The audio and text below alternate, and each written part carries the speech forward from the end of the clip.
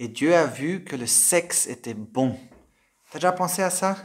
Si Dieu a créé tout ce qui existe et il nous a fait des êtres sexués, cela veut dire qu'il prend plaisir à notre sexualité.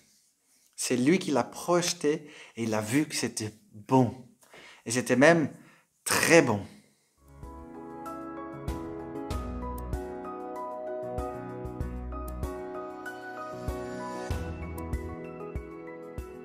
Il m'arrive beaucoup de fois de prier « Merci Dieu pour ma femme, merci pour le sexe, merci de m'avoir fait un homme avec des désirs sexuels et de pouvoir l'exprimer finalement aujourd'hui avec cette femme que tu m'as donnée. » Et pourtant, comme dans beaucoup d'autres domaines, on a tendance à prendre quelque chose qui est fondamentalement bon et on la détourne du but pour lequel elle a été créée. Ça peut arriver par exemple avec la nourriture.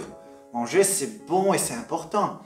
Mais il se peut qu'on décide de trop manger, comme par exemple quand j'ai mangé une plaque entière de chocolat dans mon dernier cours en ligne, on aura certainement des conséquences dans notre corps.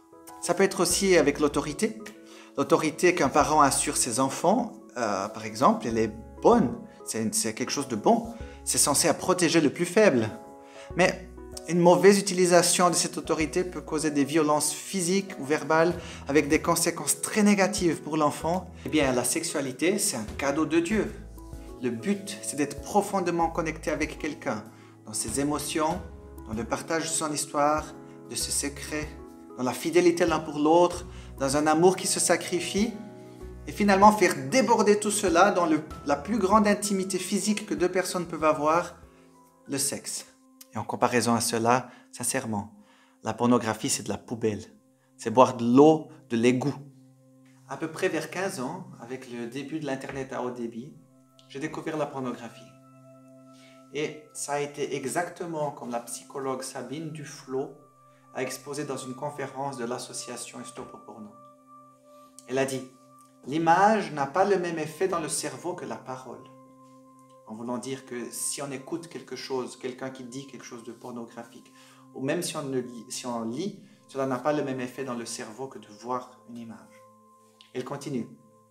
L'image crée une sorte de trauma. Une fille va le vivre un peu comme une agression. Le garçon va en même temps avoir du dégoût, mais en même temps vouloir revenir pour avoir cette excitation. C'était exactement ça. La toute première fois, un grand dégoût, une espèce de choc. Comment les gens peuvent avoir envie de voir ça? Mais après, en même temps, la curiosité d'en voir plus. Presque toujours, après avoir consommé, il y a le sentiment d'échec, d'être sale, loin de Dieu et loin des autres. Mais plus tard, il y a l'envie de revenir. Et c'est parti pour le chemin d'une addiction. Scientifiquement, et je vais mettre le lien des sites dans la description, c'est prouver les effets néfastes de la pornographie. Les effets néfastes qu'il y a tout d'abord sur notre cerveau et ensuite dans les relations humaines. Et si ça affecte ces deux choses, bien sûr, ça affecte toute la société. Je vais vous donner un exemple. En 2004, pendant l'occupation américaine en Irak, le monde entier a été choqué d'apprendre que des soldats américains abusaient des prisonniers dans une ville appelée Abu Ghraib. Des centaines de photos ont été publiées et ils montraient des prisonniers irakiens qui rampaient sur le sol en laisse. Ils avaient des culottes sur la tête. Il y avait des soldats qui touchaient les corps nus d'autres hommes. Et des choses encore plus terribles que ça ne vaut même pas la peine de commenter. Ce qui cause l'horreur, ce n'est pas seulement les scènes elles-mêmes, mais aussi le fait que les soldats semblaient super joyeux de faire ce qu'ils faisaient. Ils souriaient, ils levaient le pouce près de leurs victimes pour faire la photo. C'était simplement affreux, quoi. La pornographie affecte le cerveau. Les consommateurs veulent toujours plus, et pas seulement en quantité, mais plus extrême. Du sexe fait d'autres manières, de manière plus violente. Et ce qui, effectivement, peut arriver jusqu'au point où on prendrait plaisir à des choses aussi dégradantes que ce qui a été publié dans la prison à Abu Ghraib. Pour prouver ça, la même année que ces images ont été publiées des soldats américains, des images très similaires avec des femmes, des vidéos qui montraient des femmes dans des positions très similaires, ont été vues des millions de fois dans des sites pornographiques. Et ce type de pornographie est toujours très populaire. Quand on consomme de la pornographie, on devient plus insensible aux relations humaines, moins préparé pour construire des relations durables. et par conséquence, plus de solitude. Le site Fight the New Drug a publié un article qui dit comme ça. Des études montrent que regarder de la pornographie rend les consommateurs plus critiques envers leurs partenaires et moins satisfaits de leurs relations amoureuses et de leur vie sexuelle. Non seulement la pornographie a un impact sur les relations amoureuses, mais la pornographie influence la façon dont les individus se perçoivent, ainsi que leurs amis, les membres de la famille et les autres autour d'eux. Ça ne vaut pas la peine de changer du réel pour du faux, et en plus d'une si basse qualité, et avec tellement de conséquences pour les relations. Et alors, quelle est la solution?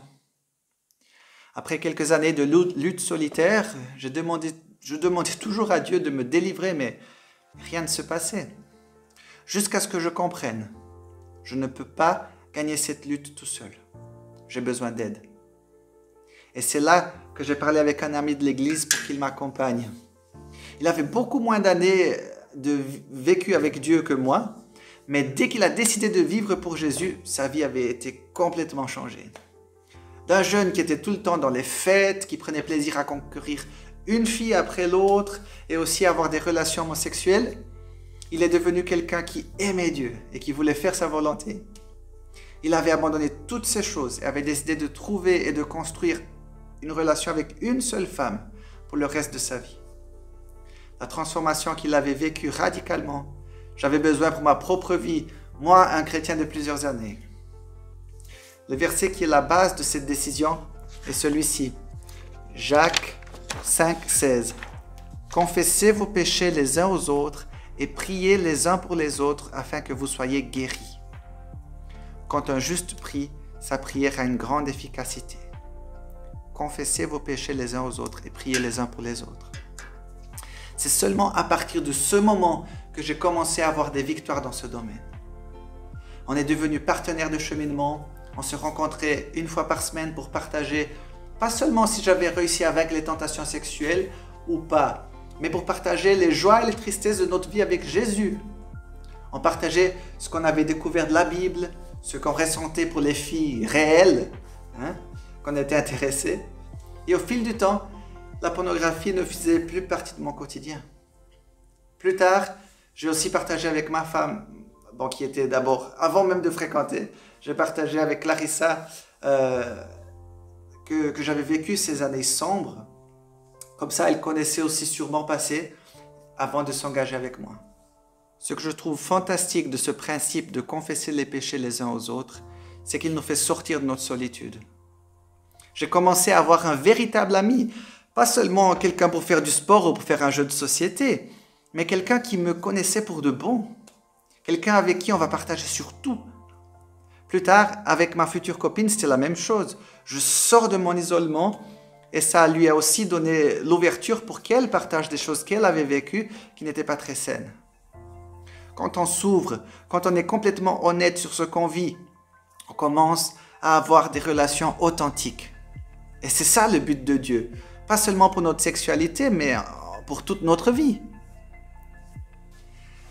Ça doit faire en tout cas 10 ans que je n'ai plus touché à ces eaux des égouts.